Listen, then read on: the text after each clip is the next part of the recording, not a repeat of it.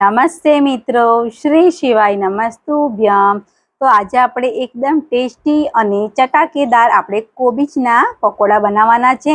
તો તેની રેસીપી આપણે નિહાળીશું। અને જો તમે મારી ચેનલ પર પહેલી વાર આવ્યા હોય તો પ્લીઝ સબસ્ક્રાઈબ કરી લેજો, જેથી તમને મારા નવા વિડીયોની નોટિફિકેશન મળતી રહેશે।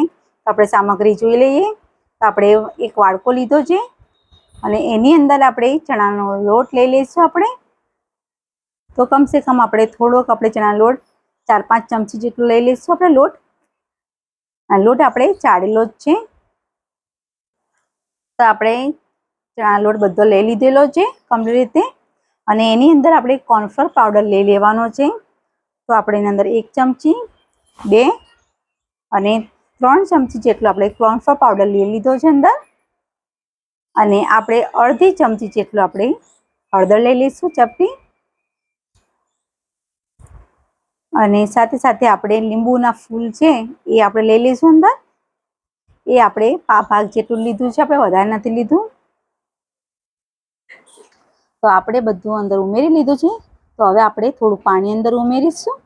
પાણી આપણે થોડુંક જ લેવાનું છે પહેલાં સ્ટાર્ટિંગમાં। અને એની અંદર મીઠું આપણે થોડુંક લઈ લઈશું પાછું। મીઠું આપણે રહી ગયું હતું તો મીઠું આપણે લઈ લઈશું। અને આવી રીતે ચમચીના મદદથી કમ્પ્લીટ રીતે હલાવી લઈશું આપણે। અને જે લીલા મરચાં છે તીખા લીધેલા છે આપણે ઝીણા, એ લઈ લઈશું આપણે। એ પણ આવી રીતે કમ્પ્લીટ રીતે બધું મિક્સ કરી લઈશું આપણે।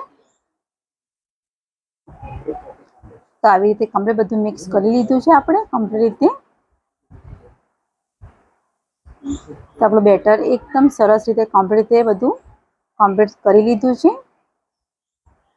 તો એની અંદર આપણે વધારેની આપણે પા ભાગ જેટલી ચમચી લાલ મરચું લઈ લઈશું। અને એની અંદર થોડી હિંગ લઈ લઈશું આપણે અડધી ચમચી। તો બધું મિક્સ કરી લીધું છે આપણે કમ્પ્લીટ રીતે। તો હવે આપણે એની અંદર કોબીજ છે એ આપણે 1 વાટકી જેટલી કોબીજ લઈ લીધી છે। તો આપણે એની અંદર હવે આપણે અડધી વાટકી જેટલી ડુંગળી છે એ લઈ લઈશું। અને એ પણ આપણે આવી રીતે ઝીણી કટ કરેલી છે, લાંબી પીતાવાળી। અને બધું આપણે કમ્પ્લીટ રીતે બધું મિક્સ કરી લેવાનું છે। તો તમે જોઈ શકો છો બધું મિક્સ કરી લીધું છે। અને તેલ ગરમ કરવા માટે મૂકી દઈશું આપણે।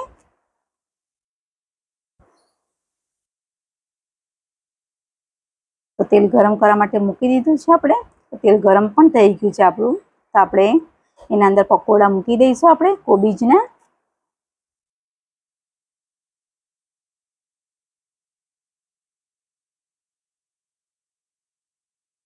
તો આપણે આવી રીતે બધા ઉમેરી લઈશું આપણે।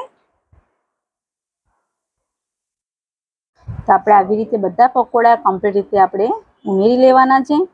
અને આ પકોડા એકદમ ટેસ્ટી બનશે, કેમ કે આપણે કોર્નફ્લોર પાવડર અંદર ઉમેર્યો છે। તો આપણે એના લીધે આપણો આ જે પકોડા એકદમ ઉપરથી ક્રિસ્પી અને અંદરથી એકદમ નરમ બનશે। તો આવી રીતે આપણે પલટાવી લઈશું બરાબર। આપણે સાચવીને પલટાવશું। તો આવી રીતે બરાબર આપણે એને કાઢીને આપણે આવી રીતે પલટાઈ લેવાના છે। તો આવી રીતે આપણે 2-5 મિનિટ હજુ થવા દેવાના છે। તો એકદમ બ્રાઉન કલર જેવું થાય ત્યાં સુધી આપણે એને તળાવવા દેવાના છે।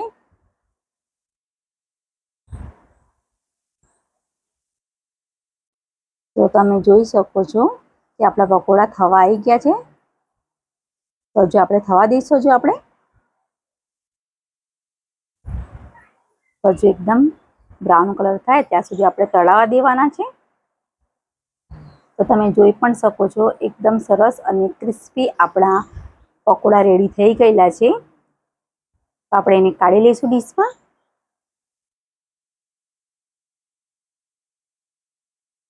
તો એવી રીતે આપણે બધા પકોડા કરી લેવાના છે। તો તમે જોઈ પણ શકો છો એકદમ સરસ અને ક્રિસ્પી થયેલા છે। અંદરથી એકદમ નરમ છે અને ઉપરથી એકદમ કડક છે। તો આપણે એને સોસ સાથે ખાઈ લઈશું આપણે। તમે કોઈ પણ ચટણી બનાવીને ખાઈ શકો છો। અને આ વિડીયો તમને જો મારો પસંદ આવ્યો હોય તો પ્લીઝ લાઇક કરજો, શેર કરજો અને ખાસ કરીને સબસ્ક્રાઈબ કરવાનું ભૂલતા નહીં। Thank you.